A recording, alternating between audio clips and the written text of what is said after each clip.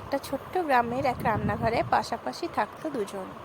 একজন গ্যাসের চুলা আর আরেকজন হলো পুরনো মাটির উনুন। গ্যাসের চুলাটা ছিল নতুন, চকচকে আর খুব দ্রুত কাজ করত।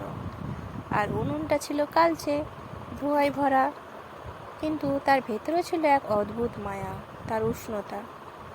প্রতিদিন সকালে যখন ঘরের মা রান্না করতে আসতেন, গ্যাসের চুলা খুব গর্ব করে বলতো, দেখছো, এখন সবাই আমাকে নিয়ে ব্যস্ত। কয়েক মিনিটেই রান্না করে শেষ করে দিই। তোমার মতো ধোঁয়া নেই, কষ্ট নেই, তোমার সময় তো শেষ। উনুনটা চুপচাপ শুনতো, তারপর ধীরে ধীরে বলল, সময় বদলায়, মানুষও বদলায়, কিন্তু পুরনোকে ভুলে গেলে মানুষ একদিন শিকড় হারিয়ে ফেলে। সেটা কি তুমি জানো? গ্যাস এসে বলল, শিকড় দিয়ে কি আর পেট ভরবে ভাই? আমাকে দেখো আর তুমি ভিতর ভিতর ফুলো। উনুন আর কিছু বলল না, চুপ করেই থাকলো। ঘরের এক কোনায় বসে এসব কথা শুনতো বাড়ির এক বৃদ্ধ দাদি। তারও অবস্থা অনেকটা উনুনেরই মতোই। এক সময় পুরো সংসার তার হাতে চলতো। ছেলে মেয়েদের মানুষ করেছেন, সবার জন্য কষ্ট করেছেন, কিন্তু এখন কেউ তার সঙ্গে বেশি কথা বলে না। সবাই মোবাইল নিয়ে ব্যস্ত। তার গল্প শোনার সময়ও নেই, আর শোনানোরও সময় নেই। একদিন দুপুরবেলা হঠাৎ গ্যাস শেষ হয়ে গেল। ঝড় বৃষ্টির দিন, দোকানপাটও বন্ধ, ঘরে খাবার নেই, মোবাইলে চার্জ নেই। ছোট্ট নাতিটা ক্ষুধায় কাঁদছে। ঘরের সবাই চিন্তায় পড়ে গেল।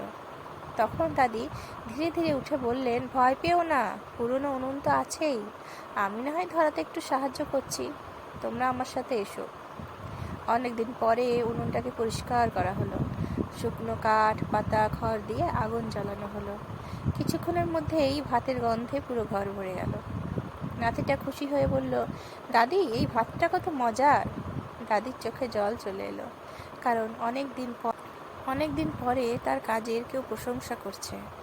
অনেক দিন পরে তার চুলোটা নতুন করে জান পেয়েছে। সেদিন গ্যাসের চুলাটা চুপ করে থাকলো। সে বুঝলো, নতুন হওয়া ভালো, কিন্তু পুরনোকে অবহেলা করা ভুল। উনুনটা তখন আস্তে করে বলল, মানুষও আমাদেরই মতোই, যতদিন কাজে লাগে ততদিন সবাই পাশে থাকে, কিন্তু বুড়ো হয়ে গেলে অনেককে এক কোণে সরিয়ে রাখা হয়। অথচ তাদের অভিজ্ঞতা, ভালোবাসা আর ত্যাগই এই সংসারটাকে আসলে ধরে রেখেছে।